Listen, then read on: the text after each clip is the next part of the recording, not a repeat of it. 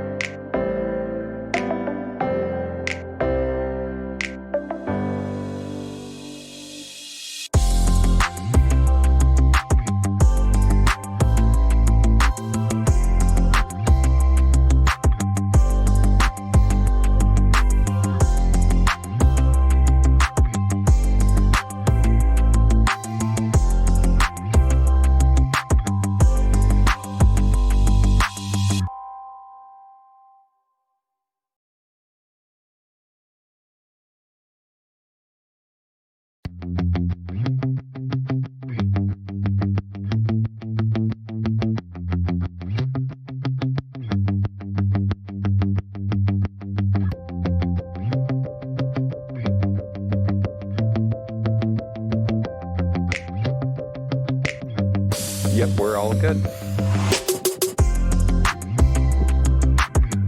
All right, cool. Well, I think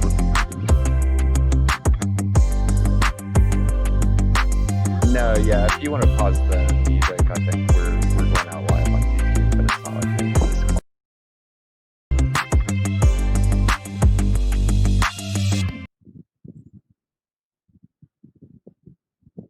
yeah, just while we wrap up the conversation, just because I'm pretty sure my voice is probably going out through the same thing as the music. No, it's not a big deal. Because yeah, like I said, we're live on YouTube, but that's all for right now. Um, but yeah, I think we're good to go. I'll keep an eye on it over here and just keep it going in the background. And yeah, just when you're done, if you hit stop streaming from OBS, that cuts it off. And I'll be on standby to cut it off on YouTube.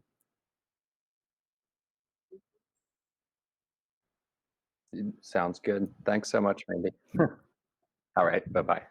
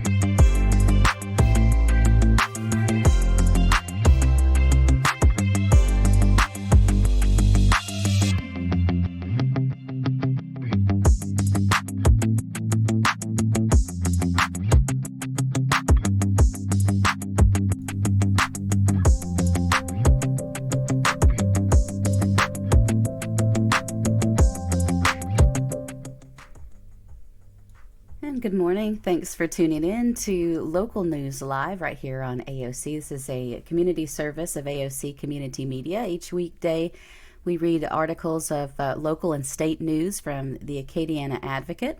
I'm Mandy Ao. I will be your reader this morning, and let's get right to it. We've got a lot to cover this morning.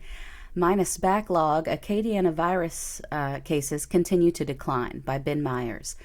Nearly three-quarters of the backlogged coronavirus cases reported in Louisiana on Tuesday came from the Acadiana region, which added 1,660 cases across 7 parishes. That is an astronomical one-day addition, but only 398 are considered new, according to the Region 4 office of the State Health Department.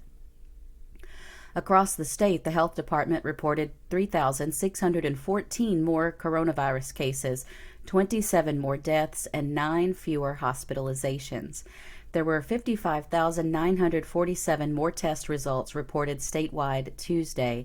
Nearly half of the newly reported cases are attributed to a testing backlog, the agency said. More than half of the newly reported tests Tuesday came from Region 4, which covers Acadiana.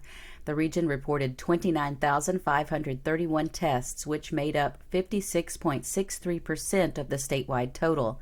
The next highest region for reported tests was Region 1 with 6,507 more tests. In Acadiana, the non-backlogged daily total was still somewhat high compared with other recent daily tallies, but the region's case count over 7 days continued to drop compared with 1 week ago. There were 1,840 new cases recorded since July 28th, marking a 26% decline in a week-over-week comparison. Test volumes have also been declining, but at a slower rate than new cases. It was not clear how many of the newly reported tests were part of the backlog. The number of COVID-19 inpatients in Region 4 dipped to 244, marking a net decrease of 41 since July 28th. It was the first time since hospitalizations started rising again in June that the number of inpatients decreased in consecutive 7-day periods. The hospitalization rate remained high by historical standards, however, with more than 6 times as many inpatients on Tuesday as there were on June 4th. The number of coronavirus deaths over 14 days continued to notch up, with 97 since July 21st. That is a 98% increase over the previous 2-week period. Governor John Bel Edwards said Tuesday that Louisiana is seeing encouraging trends after a worrying spike over the past 2 months, but he said they are not encouraging enough to loosen restrictions like a ban on in-person consumption at bars and limits on indoor dining. He extended those restrictions for at least another 3 weeks. On that note, moving on to the next article, Governor to extend Phase 2 restrictions by 3 weeks, an article by Sam Carlin.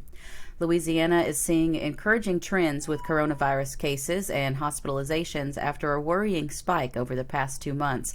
Governor John Bel Edwards said Tuesday, but not encouraging enough to loosen restrictions like a ban on in-person consumption at bars and limits on indoor dining. Edwards said he'll extend the state's Phase 2 order, which also mandates masks statewide, for at least 3 more weeks. Although the state's recent improvement is good news, the governor said the improvements are fragile and not robust enough to indicate a sustained trend. The improvements have been relatively modest, Edwards said, but we are encouraged. The decision comes as Edwards' administration prepares to defend itself in court against several lawsuits brought by business owners who claim his restrictions are legally dubious. The first such hearing comes Wednesday when 19th Judicial District Judge Janice Clark of Baton Rouge will hear arguments in the case of 4 Jefferson Parish businesses seeking to overturn Edwards' July 11th order that mandates masks, closes bars, and limits gatherings to 50 or fewer people. Meanwhile, 4 bars that had their alcohol permits pulled by state officials for violating the governor's executive order will get administrative hearings before the Office of Alcohol and Tobacco Control on Wednesday and Thursday in Baton Rouge and New Orleans, respectively. In the coming 2 weeks, separate federal suits against the governor for his restrictions are slated for hearings. The White House Coronavirus Task Force, in its latest report to Louisiana sent Sunday, advised the state to continue mandating masks and to keep bars closed, identifying the state as in the red zone for cases, according to a copy of the document. That means the state has more than 100 new cases per 100,000 residents in the past week. Edwards said Tuesday he is confident he will prevail in the litigation because the restrictions are necessary and have helped relieve stress on hospitals. The White House task force came to a similar conclusion, attributing recent improvements to the early signs of the mask mandate and bar closure. I know this is not easy, Edwards said. I know no owner of a business wants to be told to limit occupancy to 50%. I know if you're a bar owner, you don't want to be told you can't have on-premise consumption. It's just not a safe venue. The lawyer in the suit brought by Jefferson Parish businesses did not return a message seeking comment Tuesday. Edwards also said his administration will be taking additional actions against the Denham Springs area Firehouse Barbecue restaurant, which has remained open despite having its food permit pulled by the state for refusing to require masks for patrons or workers. He called the owners extremely reckless and irresponsible and said there's no doubt they're contributing to the spread of the virus. Dr. Alex Bio, the head of the coronavirus response for Edwards' administration, presented data Tuesday indicating cases and COVID-like illnesses, two of the three key metrics used to decide when to reopen, are decreasing statewide. The third, hospitalizations, is plateauing. Those improvements are happening at different paces throughout the state. The Acadiana and Lake Charles regions, where hospitals have been hit hard in recent months, are seeing the number of patients decline. Baton Rouge, which is seeing cases decrease, still has rising hospitalizations. New Orleans is seeing decreasing COVID-like illnesses and cases and plateauing hospitalizations. Bio said the health department and other experts expected the mask mandate and bar closure would result in improving numbers, and physicians in the Acadiana and Lake Charles regions have said they're not feeling as much pressure as of late. By no means are we out of the woods, Bio said. They're still dealing with hospital capacity crunches, but we're not in the dire straits we were in. We're not in a position where we think we can peel away restrictions because this is the most number of cases of active COVID that we've had at any one point in time. Edwards' administration also announced Tuesday it was joining 5 other states in a first-of-its-kind pact to try to buy point-of-care coronavirus diagnostic tests that provide rapid results. The idea is to show the manufacturers of 2 federally approved antigen tests that there is enough demand to ramp up production. Still, many of the details, like how much they would cost, how many tests Louisiana would get, and when they would be available, are yet to be worked out. The Trump administration has also said it will get rapid tests into nursing homes across Louisiana and the country, but Bio confirms Tuesday the state has not received any. In local news, Pope disqualified. Judges rule suspended marshal can't run for re-election, by Katie Gagliano. 2 Lafayette district judges have disqualified suspended City Marshal Brian Pope from running for re-election. The rulings came in back-to-back hearings Tuesday morning. The 2 judgments say that if Pope fails to withdraw his candidacy for the November 3rd election within 24 hours, the judgments will be definitive and he'll be disqualified. Pope's attorney, Brett Grayson, said after the hearings his client has not decided yet if he'll appeal the 2 decisions. Pope was suspended without pay in October 2018 when he was convicted of several felony counts of malfeasance. He is appealing to the state Supreme Court after a state appeals court rejected his challenge. After Tuesday's hearings, Pope maintained his innocence in those cases and said he believes his legal challenges have been a continuous witch hunt. It has been from day one. I'm not giving up. I'm innocent, Pope said. In the first 2, the Louisiana Board of Ethics argued that Pope signed an affidavit when he filed his candidacy form July 24th and attested that he did not have any outstanding fines owed to the Ethics Board. The board said he currently owes $5,000 in fines and late fees and had been mailed several notice letters about the outstanding balances. According to court documents, Pope owed $2,500 in late fees for failing to file his 2018 disclosure form and a $2,500 fine from his original run for marshal over a paperwork error that had been waived pending future compliance. Because Pope had another infraction, that fine was automatically due. The notice letters were a point of contention because Pope had changed residences and claimed while he did not file a separate change of address form with the Ethics Board, he did include his new address on financial disclosure filings he mailed to the board in 2019 and 2020, which covered the prior year's finances respectively. Tracy Barker, the Ethics Board's Deputy General Counsel, testified financial disclosure reports were never received from Pope covering his finances in 2018 and 2019. Pope and Grayson did not submit the reports as evidence of or proof the reports were mailed. Pope testified copies of the documents may be in storage, but he didn't have time to find them before the expedited hearing. Board of Ethics attorney Greg Thibodeau argued that certified mail informing Pope of the needed payments were sent to his address on file and signed for by River Ranch Community Association manager Natalie Vidrine, who testified that was the standard practice for residents in the community. Vidrine said Pope did not opt out of the program and she was not given any mail forwarding instructions. Grayson argued that because Pope no longer resided at that address, did not have access to the post office box the letter was delivered to, and was not forwarded the mail, they cannot prove he had reasonable knowledge of the outstanding fines and fees when he signed the July 24th affidavit. Pope didn't make a false statement on the affidavit because he didn't know about the money owed, he said. Judge David Smith disagreed and ruled to disqualify Pope. In the second hearing before Judge John Trahan, Assistant District Attorney Daniel Landry argued that Pope is not qualified to run for re-election because he's barred from registering to vote due to his felony convictions. Status as a registered voter is required to qualify as a candidate. Lafayette Clerk of Court Louis Perret said the Louisiana Secretary of State's office gave him directions for the method of filing Pope's paperwork, but did not discuss the legitimacy of his candidacy. Assistant District Attorney Alan Haney noted it's Perret's job to facilitate the candidacy process, not reject candidates' qualifications.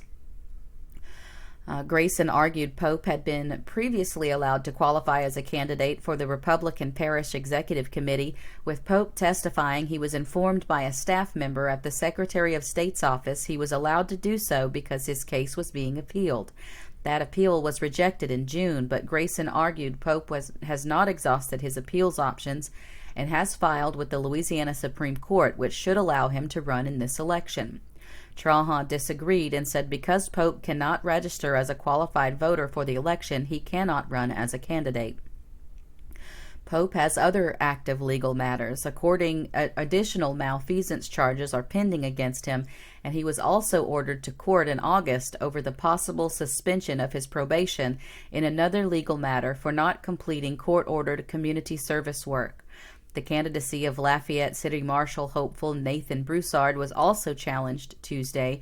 A Lafayette resident has alleged Broussard registered to vote using a Lafayette address, but claims a homestead exemption for his home in Scott. Records show Broussard changed his voter registration address 5 days before he qualified July 22nd. Judge Jules Edwards' judgment in Broussard's case is pending. Let's go and take a look at our public service announcements this morning. The Dreams Foundation hosts support group for dads of special needs. It's open to the public to attend. The Dreams Foundation of Acadiana has launched a new program called the Dreams Dads Support Group. Meetings are held on the first Friday of every month, and the next meeting is scheduled for this Friday, August 7th at 6:30 p.m. at Jammin' Java, located on Verrat School Road in Lafayette. Everyone is required to wear a mask and sit 6 feet apart.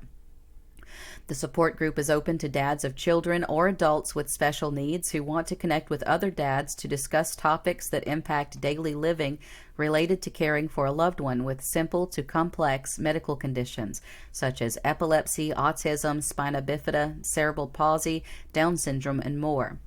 The Dreams Support Group organizers kindly ask that dads attend without their children, spouse, or significant other or caregivers so that they can give everyone attending the opportunity to speak openly about any concerns and questions that they may want to discuss in a comfortable setting away from home.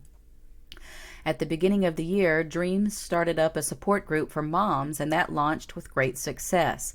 We decided to start one up for dads because we saw a need in the special needs community for people to reach out and talk about their concerns with other parents who are going through similar circumstances, stated Dreams founder and executive director Brian Watkins. For more information about the Dreams Support Group for Dads, you can email dreamsfoundationaca@gmail.com. Moving on, Lafayette Parish Council library funds eyed to keep rec centers open, by Claire Taylor. The Lafayette Parish Council may have found a solution to keep open 4 North Lafayette recreation centers and keep some employees targeted for layoffs employed for a year. In a news release Tuesday evening, Lafayette Consolidated Government officials announced a special meeting of the Parish Council at 5 p.m. on Monday. Parish Council Chairman Kevin Nauka said in the release the council will consider using $200,000 from $2 million rededicated by voters in 2019 from surplus parish library funds. The proposition also rededicated $8 million in library funds to drainage. The parish council's goal, Naukan said in the news release, was certainly to find a way to keep them open, but we needed time to figure out where funding would come from. The $200,000 will keep the recreation centers in predominantly black neighborhoods open for a year and give the city council time to work with Mayor President Josh Guillory on a long-term solution, the release states. In July, Guillory announced he was closing 4 recreation centers in the city effective August 14th and laying off 37 employees, including park police, in an effort to cut costs. The move took council members and the black community by surprise, and Guillory faced backlash from some residents. Last week, the city council attempted to introduce an ordinance that would have forced Guillory to keep the centers open through October 31st, the close of the current fiscal year. The parish council, however, did not introduce the ordinance, killing it, creating even more outcry from some city council members and residents who weren't allowed to address the councils. The city council, at a special meeting Tuesday, was expected to consider an ordinance directing all city-generated money for parks and recreation be placed in a separate account from parish parks and recreation money, with the city council controlling how city funds are spent. Property owners in the city pay a property tax dedicated to parks and recreation in the city only. Parish residents do not pay a tax dedicated to parks and recreation. Guillory's proposed budget for 2020 to 2021 calls for nearly all parks and recreation funding throughout the parish to come from the city. Nauka, in the news release, said the parish council's goal is to find a way to make parish parks self-sufficient. There are no LCG recreation centers outside Lafayette. The council is working on intergovernmental agreements with sports leagues that use those parks. I understand the meaning behind the city council's proposed ordinance calling for separate city and parish parks and recreation funds, Naukan said in the release. However, I would like to have more time to get these intergovernmental agreements in place. This way we can have a joint meeting and both councils can vote. The parish council on Tuesday approved an intergovernmental agreement with Broussard for that municipality to operate and maintain LCG's Arsenault Park on East Main Street. Nauka said at the meeting he hopes to see similar agreements with others taking over operation and maintenance of LCG parks to relieve the parish of that financial burden. Excuse me, I forgot to silence my phone this morning. I'm also going to grab a quick drink of water.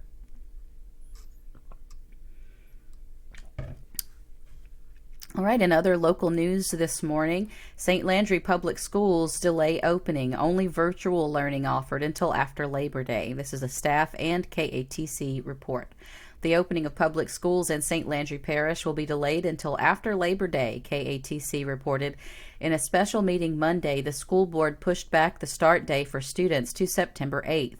St. Landry schools initially were scheduled to open August 12th, but on July 15th, the board voted unanimously to begin classes virtually August 20th. The decision to offer only virtual classes was made after lengthy discussion about when and how to reassess the potential for in-school learning and whether the current calendar allows enough time for teacher training and for devices to be delivered to children. The school system originally proposed a hybrid learning plan where an A cohort of students would report in person certain days and a B cohort would report on others. Board members scrapped that plan after deciding any in-person learning is too risky currently. They also declined to set a hard timeline for reconsideration of the virtual learning plan. And gay rights backers seek ouster of Erath priest by Ken Stickney.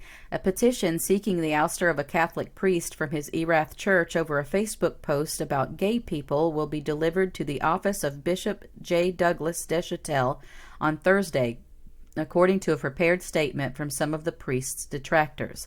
The statement represents a coalition against the Reverend Andre Metrajan that says it includes some Catholics from Louisiana, including from the priest's church, Our Lady of Lourdes, members of Faithful America, an online community of activist Christians, and the Lafayette chapter of Parents, Families, and Friends of Lesbians and Gays. We are calling for compassion and respect, said the Reverend Nathan Imsall, an Episcopal priest and campaigns director for Faithful America, which was originally created by the National Council of Churches. He said his organization, with a national network, joined the fight and collected most of the 12,000 signatures that will be given to Deschanel. An initial petition from Ashley Longlinay, 33, a former Our Lady of Lourdes parishioner, collected 428. Metrajan's supporters launched their own petition, which was signed by more than 5,000 people. Petitions were followed by robust comments. Imsall said the dispute began in late June when the Facebook page of Our Lady of Lourdes Catholic Church included criticism of the New Orleans Saints for the organization's public support of Gay Pride Month. Imsall said Longlinay, who now lives near Austin, Texas, complained to the diocese but drew little fruitful response, leading her to launch a petition on change.org. A diocesan spokesman said Deschanel had issued a statement about the dispute, pointing to the Catechism of the Catholic Church. He also wrote, "The number of men and women who have deep-seated homosexual tendencies is not negligible. They do not choose their homosexual condition. For most of them, it is a trial. They must be accepted with respect, compassion, and sensitivity. Every sign of unjust discrimination in their regard should be avoided. These persons are called to fulfill God's will in their lives, and if they are Christians, to unite to the sacrifice of the Lord's cross the difficulties they may encounter from their condition." The post identified as Metrajan's said, "Come on, NOLA saints, we want to support you, but this kind of stunt hurts society and souls. Don't bow down to these pressure groups. Kids have rights. Children deserve to have a dad and a mom. Please don't support immorality. Cancel the PC culture." The post was later taken down. Metrajan later added an online spoken statement, but his detractors wanted an apology, which they did not receive. The goal of this petition is to get the Diocese of Lafayette to take action against the egregious statements made by Father Metrajan of Our Lady of Lourdes Catholic Church, whom Longlinay identified as the writer of the critical remarks, Longlinay wrote in her petition. Longlinay also suggested that the priest had made racist remarks to a parishioner about COVID-19. The parishioner was not named. The coalition said representatives, including Longlinay, would present the petitions to Deschanel at 3:30 p.m. Thursday. A diocesan spokesman said no one had contacted the diocese to set up a meeting.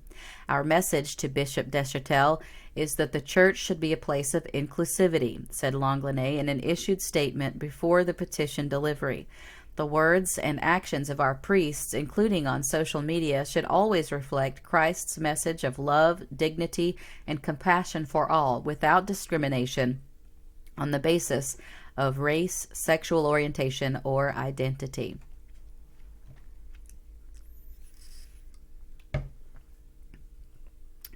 Workers will have to apply for jobs to keep benefits, an article by Tyler Bridges. Governor John Bel Edwards is requiring unemployed workers once again to apply for jobs each week as a condition for receiving jobless benefits, at a time when almost 1 in every 4 workers in Louisiana is collecting unemployment pay. The governor's decision comes just days after some 450,000 out-of-work residents in Louisiana lost a $600 weekly supplemental payment from the federal government that expired on July 31st. A.G. Sabine, a spokesman for the Louisiana Workforce Commission, said the purpose of the work search requirement is to encourage people to find jobs. We're trying to get people back to work, said Sabine, whose agency manages the unemployment benefits system and its job postings. There are thousands of jobs available. This may be a time for people to take advantage of these opportunities. Now is not the time to make the change, however, said Jan Mueller, executive director of the Louisiana Budget Project, a left-leaning nonprofit that advocates for working families. This is not something the state should be doing in the middle of the worst economic crisis in modern history, Mueller said. We should not be making it harder for folks to access benefits that are among the lowest in the entire country. Edwards had waived job search requirements on April 7th after deciding they were too burdensome. At the time, his stay-at-home order was cascading throughout the economy and costing tens of thousands of workers their jobs. Democrats and Republicans in Washington are negotiating an extension of the federal benefit, with the Democratic-led House having approved a renewal of the $600 weekly payment, while Republicans in the Senate want to limit the benefit to 70% of workers' previous pay, which would average $200 per week. If Congress decides to authorize another flat payment, say an additional $500 per week, Workforce Commission officials say it would take them 2 or 3 weeks to reprogram the state system to get the money flowing again. But if lawmakers require workers to collect a percentage of their former pay, the state agency would need 8 to 16 weeks to begin paying out the extra money, according to state officials. Unemployed workers in Louisiana are currently eligible for no more than $247 per week, with the average payment being $216. Louisiana ranks dead last among the nation's 50 states in the average weekly benefit it pays as a share of average weekly wages, according to the Center on Budget and Policy Priorities, a liberal Washington, D.C. think tank. Mandy Wood, who sets up lighting for artistic productions in New Orleans, said the decision to reimpose the job application requirement is cruel timing. Not only did we lose the $600 this week, now we have to prove our work searches, which makes the unemployment situation a lot more difficult to manage, Wood said. Our industry is literally banned from opening. We're having to come up with strange loopholes and workarounds to figure out how to manage the application. Louisiana is one of only a handful of states to reimpose job search requirements for people claiming unemployment benefits. In June, the Texas Workforce Commission announced plans to do just that by July 6th, but later scrapped those plans amid a public backlash and rapidly rising coronavirus cases in the state. Florida Governor Ron DeSantis similarly reversed course last week, putting job search rules there on hold through at least September the 5th.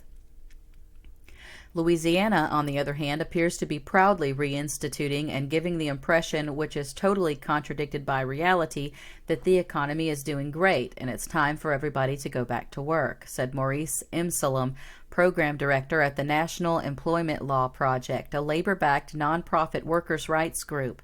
The federal government is giving the state a green light to waive work search. Congress required states to suspend job search requirements in order to receive millions in federal grants to help them run overloaded unemployment systems as part of the Families First Coronavirus Response Act passed in mid-March. The relief package also required Louisiana and other states to eliminate so-called waiting week rules that require laid-off workers to spend a week out of work before filing for benefits.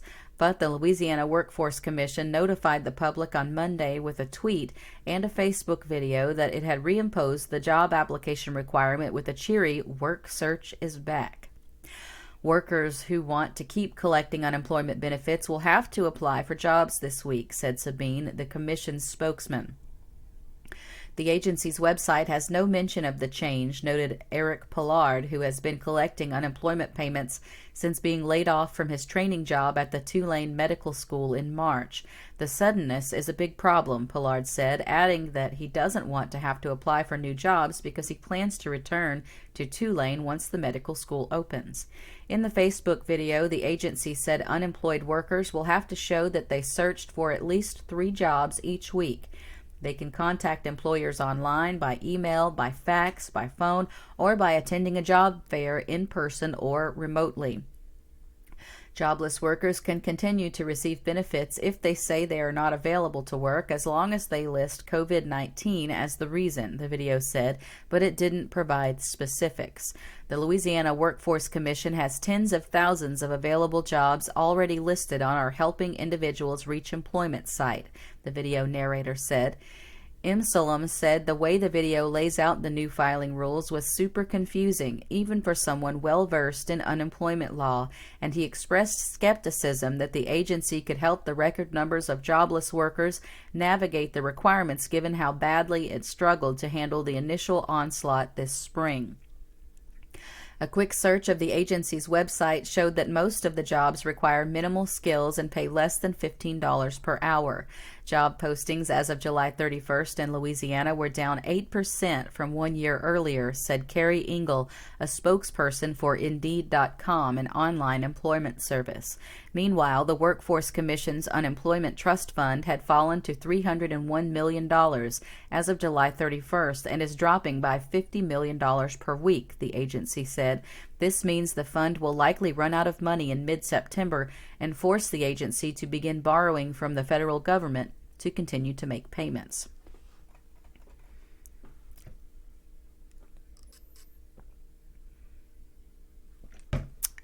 Pardon me while I get some water. Talking that much really really dries out, I guess, the vocal cords. All right, let's move on here. This morning, panel discussion focused on Louisiana economy to be held on Friday. This is a staff report. Business leaders will discuss critical issues facing Louisiana amid the coronavirus pandemic during a state-focused online forum hosted Friday by the Advocate in Baton Rouge, the Acadiana Advocate, and the Times-Picayune, the New Orleans Advocate. With the theme of bringing back the Louisiana economy, the summit will come one day after an event focused on the New Orleans area being held from 8:30 a.m. to 9:30 a.m. Thursday, and the previous ones held last week to address the Baton Rouge and Lafayette area economies. Panelists for Friday's statewide summit are Greg Bowser, president of the Louisiana Chemical Association, which represents more than 60 chemical manufacturing companies across Louisiana, David Dismukes, executive director and a professor at the LSU Center for Energy Studies, Don Pearson, Secretary of Louisiana Economic Development, and Melvin Rodrigue, Chairman of the National Restaurant Association and also President and CEO of Galator's Restaurant in New Orleans. Editor Peter Kovacs will moderate the panel discussion. The summit will be live streamed from 8:30 a.m. to 9:30 a.m. through NOLA.com, theadvocate.com, and the AcadianaAdvocate.com, plus the property's Facebook Live and YouTube pages. Sponsors are Hancock Whitney Bank, Acadian Ambulance, AARP Louisiana, and LCMC Health. The coronavirus and shutdowns aimed at slowing its spread have crippled various business sectors in the state. With hundreds of thousands of residents now out of work, it has also raised critical questions about how to rebuild the state's economy in a way that supports both workers and businesses. The statewide event will focus on the anticipated pace of the recovery from the coronavirus pandemic, with a view toward any shortcomings and obstacles and emerging bright spots. The panel will explore trends that have emerged as a result of the COVID-19 pandemic and seek to understand how they will affect our business community in the months ahead, said publisher Judy Terzotis. Part of our mission is to facilitate conversation. Now more than ever, our communities need to come together to help navigate these unprecedented times and return to a robust economy. In other state news, LSU releases more virus rules, an article by Kennedy Landry and Mark Ballard. LSU students who show up on the Baton Rouge campus later this month will have to walk on the right when going to class, said an email sent Tuesday to students and faculty as Louisiana higher education officials start releasing further details on what to expect for the fall semester. Students start arriving at campuses as soon as Wednesday and will continue to do so throughout the month, depending on which college they attend. Southeastern Louisiana University in Hammond is limiting the number of passengers on campus elevators to 2, telling riders to avoid touching the elevator buttons and to wash hands on departing. All who arrive on the Thibodaux campus of Nicholls State University will be asked a short series of health questions and issued either a wristband or sticker noting they have passed the questionnaire. Students and staff at Grambling State University will have to have their temperatures taken before being allowed into school buildings. The fall will look decidedly different from previous falls, University of Louisiana System President Jim Henderson told the heads of the 9 colleges that educate about 90,000. This is our new normal. Louisiana schools, like those across the country, have been spending the last few months on the complex and costly task of preparing their facilities for the returning students. Every college or university is unique, Henderson said at the University of Louisiana System Board meeting, so each has slightly different criteria, but a review of the return to school plans being perfected this week at individual campuses have a lot in common.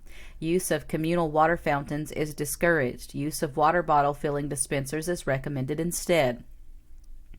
Regardless of which institution they attend, students who test positive for COVID-19 during the school year won't be allowed to return to class until they have no fever, 100.4 or greater, for more than 24 hours without taking any fever-reducing medication, and at least 10 days have passed since symptoms first appeared, or students have received 2 negative tests in a row at least 24 hours apart. All the colleges are looking at procedures and costs of testing for all students at regular intervals throughout the year and what to do with students who test positive. The schools are setting aside spaces for isolation and quarantine.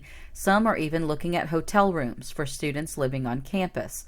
Southeastern, for instance, will require students living off campus and with exposure to someone with COVID-19 to stay away from campus, self-isolate, and notify the University Health Center and University Housing. Countertops, elevator control panels, handrails, door handles and knobs, push bars, stall doors, toilet handles, drink and food vending machines will be cleaned during the day using disinfectants from the EPA list-in guidance, such as the Comet disinfecting cleaner with bleach and Betco's Quat Stat 5 disinfectant. Disposable cleaning cloths and paper towels will be used where possible to remove contaminants. Where appropriate, color-coded microfiber cleaning cloths will be used to disinfect surfaces, minimizing the risk of cross-contamination. The 30,000 or so LSU students, along with faculty and staff, will be required to check in daily with a symptom checklist via text or online through the fall semester, school officials announced on Tuesday. Other rules announced Tuesday include all students, faculty, and staff must also fill out a return to campus form before arriving on campus in order to assist with contact tracing with positive cases. Masks must be worn correctly over the nose and mouth and will be required in all public spaces and buildings on campus, especially when 6 feet of social distancing is not possible. 6 feet of social distancing should be maintained wherever possible. Students who feel sick should stay home and contact their instructors. Signs and arrows will direct navigation through buildings on campus. Cleaning materials will be provided in every classroom, but students and faculty will be responsible for wiping down desks and chairs before and after use. Before we move on to more state news, let's take a look at funerals today in the Acadiana area. Emile Belcido at Fountain Memorial Funeral Home in Lafayette at 11 a.m. this morning. Chester Beck Sr. at Liturgy of the Word in Melanson Funeral Home Chapel in Opelousas at noon. Russell Calais, Sunrise Chapel at Walters Funeral Home at 1 p.m. Virginia Dupuis at Sunrise Chapel at Walters Funeral Home at 3 p.m. Charles Johnson Jr., Liturgy of the Word in Evangeline Memorial Gardens Chapel in Karen Crow at 11 a.m. And Wilvin Lalo, Giese Ferguson Funeral Home at 10:30 a.m. this morning. In other state news, taking heat, Louisiana cities are getting more weeks of extreme heat than 50 years ago, by Tristan Borick. You're not imagining it. There really are more days of hard-to-bear heat than there used to be. Cities in Louisiana are experiencing at least an extra 2 weeks of extremely hot days compared to 50 years ago, and in some cases, as much as an additional month of brutally hot weather, according to an analysis by Climate Central, a science research and journalism organization. Of the 242 cities nationwide that were part of the analysis, about 60% are experiencing 3 or more additional days of extreme heat than during the early 1970s. The cities recording the greatest increases in extremely hot days were all in the South, including the 7 cities analyzed in Louisiana. Showing the state's largest uptick was Shreveport, which endures 31 more days above 95 degrees than it did a half-century ago. The increase in Shreveport ranked 13th among all of the cities assessed. Baton Rouge, Lake Charles, and Monroe each had 22 more days with temperatures above 95, while Lafayette had 20 additional days over 95. New Orleans had 15 more days above 95 degrees and about 28 additional days above 90 degrees. Alexandria came out on the somewhat cooler end with 13 additional days of extreme heat compared to the 1970s. Most of the 10 U.S. cities recording the greatest increases in the number of extremely hot days were in Texas. They include San Antonio, Austin, Victoria, and number 1 ranked McAllen, a South Texas city, with a whopping 68 more days over 95 degrees. Greenhouse gas emissions from coal, gas, and other fossil fuel burning is changing the chemistry of the atmosphere, causing it to warm faster than it ever has in human history. The global annual temperature has increased at an average rate of 0.13 degrees per decade since 1880 and over twice that rate since 1981, say climate scientists with the National Oceanic and Atmospheric Administration. It's no surprise that global temperatures are increasing, so we would expect more days of extreme heat and more intense heat on those days, said NOAA climatologist Ahira Sanchez-Lugo, who is familiar with Climate Central's analysis. Extreme heat isn't just uncomfortable, it can be dangerous. Heat is the top cause of weather-related deaths in the U.S., surpassing floods, hurricanes, and tornadoes, a National Weather Service report says. Heart-related illnesses, including dehydration, heat strokes, and cramping. High temperatures can also contribute to deaths from heart disease, high blood pressure, alcohol poisoning, and drug overdoses. Not everyone can just flip on the air conditioner when the temperature rises. Home builders, landscapers, trash collectors, and other outdoor workers have to suffer through the heat to earn a living. Poor communities tend to have fewer air conditioners or may reduce their use to manage energy bills, a recent study from the University of Southern California found. Coronavirus-related building closures and social distancing rules have made it difficult for homeless people to shelter from the summer heat. Temperatures can also be several degrees hotter in parts of cities with few trees and parks. These heat islands tend to be in poorer areas where there's often more concrete than green space. The New Orleans Health Department and the Climate Change Reporting Project, IC Change, launched a project last month to gauge temperatures around New Orleans and map its hotspots. The information could guide tree planting, park development, and other localized temperature reduction efforts. Such measures may be important now, but they will be even more important in the years ahead. After Florida, Louisiana is expected to see the biggest increase in the number of days in which heat and humidity produce a feels-like temperature, also known as a heat index, of at least 105 degrees, according to a report last year by the Union of Concerned Scientists. By the end of the century, Louisianians will be sweating through 3 full months where the heat index hits 105 or above. That is, unless there's a reduction in global emissions, the report says. The bottom line, nearly every measure of heat is going up in Louisiana. You can expect more heat waves that'll get more intense, more frequent, and the duration will be greater as well, Sanchez said. Landry pushes for more remdesivir for Louisiana hospitals, an article by Andrea Gallo. As Louisiana hospitals turn to the antiviral drug remdesivir to treat patients with the coronavirus, Attorney General Jeff Landry and a number of his peers across the country are pushing for the federal government to intervene to make more of the drug available and to lower its price. Physicians say that remdesivir has emerged as one of the more helpful tools for treating patients hospitalized with COVID-19, but the drug is both complex to synthesize and expensive to acquire. The drug's manufacturer, California-based Gilead Sciences, charges most patients $3,120 for a 5-day treatment course of 6 vials that cost $520 each. In a Tuesday letter to the heads of the U.S. Department of Health and Human Services, the National Institutes of Health, and the Food and Drug Administration, dozens of attorneys general from both political parties said those prices need to come down, and they warned that remdesivir supply is dangerously limited. Local hospitals say they haven't run dry on remdesivir yet, but more is needed. At Ochsner Health System, for example, remdesivir is now the standard course of treatment when coronavirus patients are admitted to the hospital. Ochsner was initially relying on the state for its supply after Gilead sent its supply to the federal government, which in turn filtered it down to state governments. But over the past few weeks, the hospital system started to purchase remdesivir directly from Amerisource Bergen, a third-party distributor working with Gilead, according to Dr. Sandra Kimmerly, the medical director of hospital quality at Ochsner.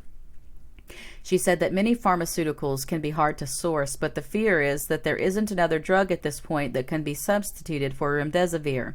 Ochsner tries to keep enough stocked for 2 weeks at a time. There's really nothing else, she said.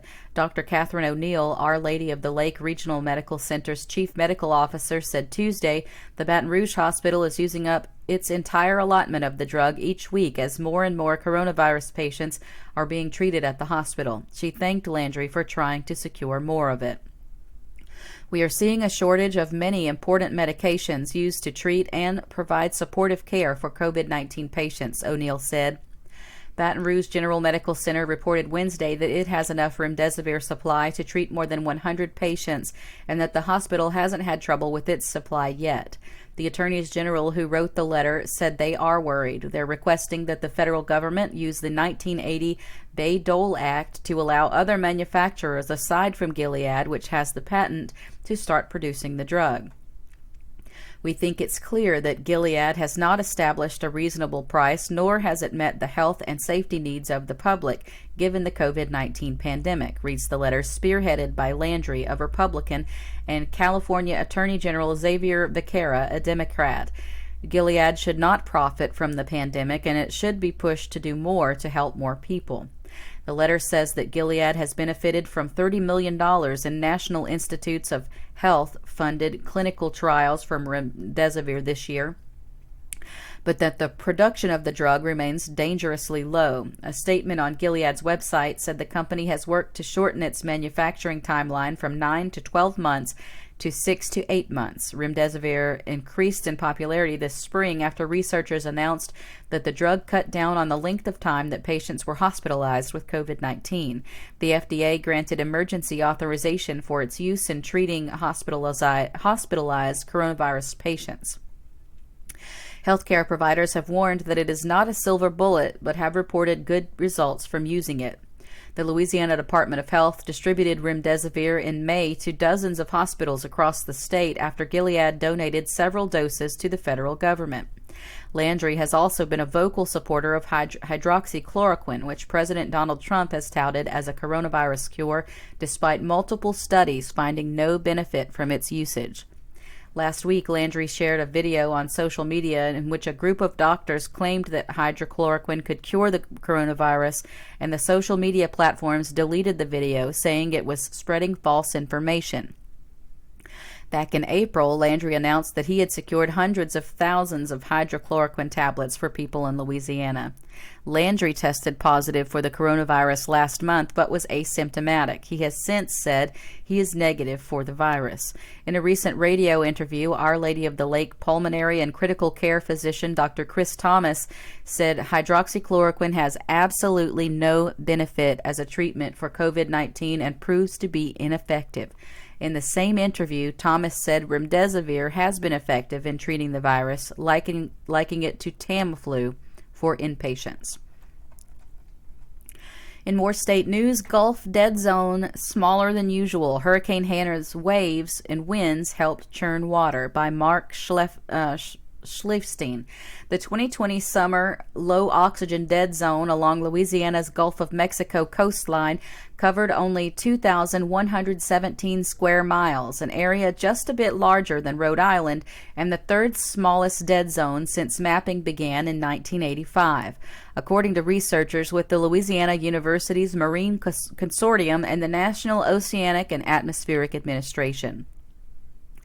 Give the winds and waves of Hurricane Hannah credit for mixing oxygen-rich surface water into the coastal area's bottom waters this year, resulting in the smaller dead zone, said Nancy Rabelais, an LSU marine researcher who oversees the annual mapping program.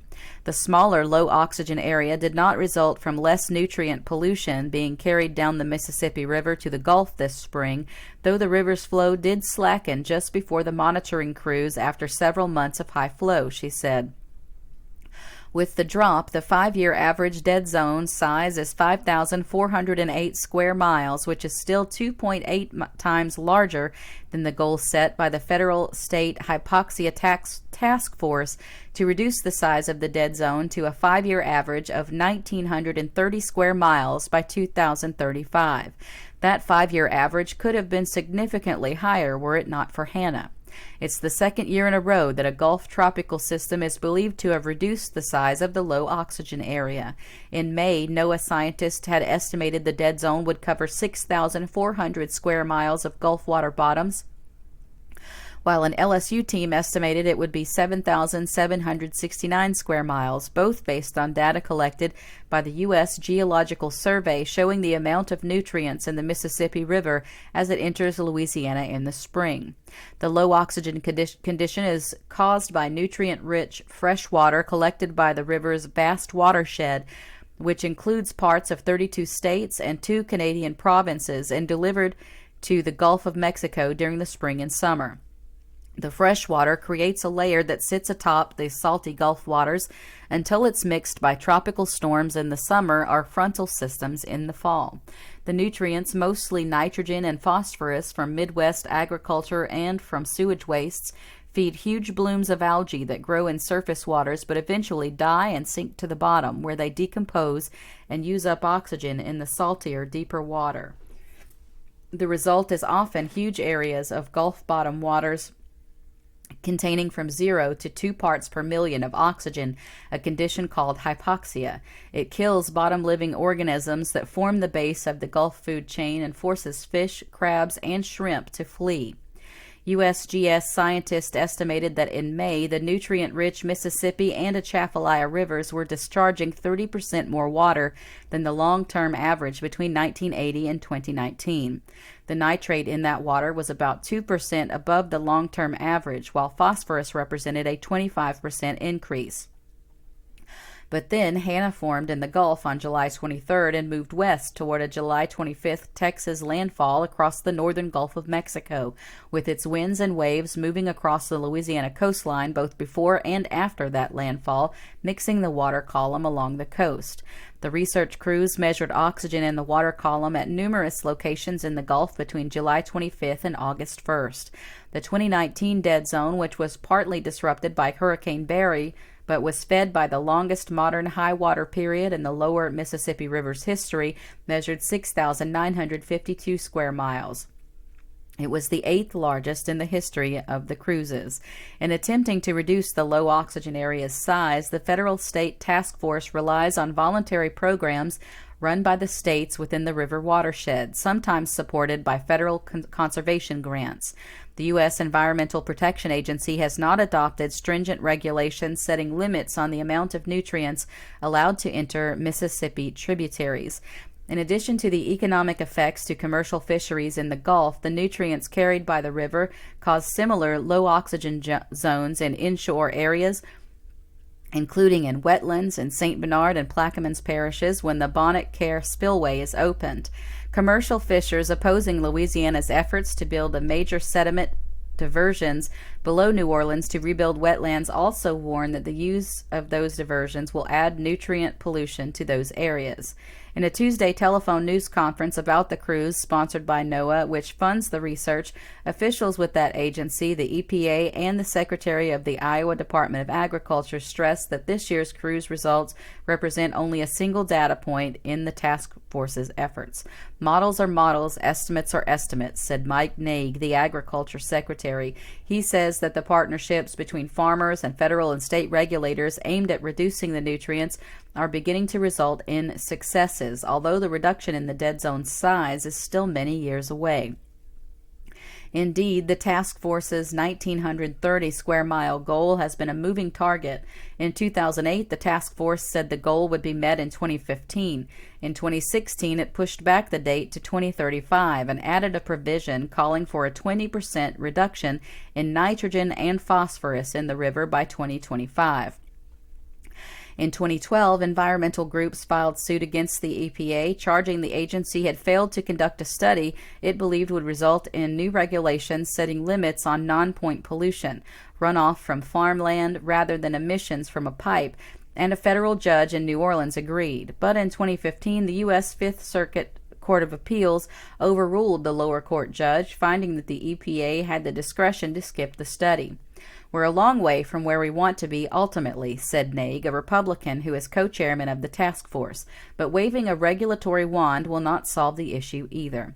The problem with using the size of the dead zone to justify more regulations is the risk of losing the cooperation of both the farmers and state officials participating in the task force nutrient reduction process, said David Ross, the EPA's assistant administrator for water and the task force's other co-chairman. We will watch the global trend over time, and we are confident you will see a reduction, Ross said. If we continue to focus only on a single endpoint and not on successes at the local scale, we'll risk disenfranchisement of the folks we need to solve the problem, Ross said. If you lose the partnership at the local scale, we will not get the results we need on the local scale. And that's just about all the time we have for our program this morning. We do this every weekday starting at 9 o'clock. You can watch or listen on AOC 1, which is Cox 15, LUS 3. We're also streaming at aocinc.org/watch, as well as on Cypress Street Radio, which you can find at aocinc.org/CS radio. And of course, this is a volunteer program, and we're doing it all virtually. So if you're interested in reading from your house, if you have a computer with a microphone, you're qualified. It's that simple. If you can read along an article, it's very, very easy to do and quite fun, I might add. I enjoy it myself. So if you'd like to join us, we're always accepting new volunteers. You can email info@aocinc.org. That's info@aocinc.org. Thank you so much for tuning in to Local News Live, a community service of AOC Community Media. We will see you back here tomorrow morning.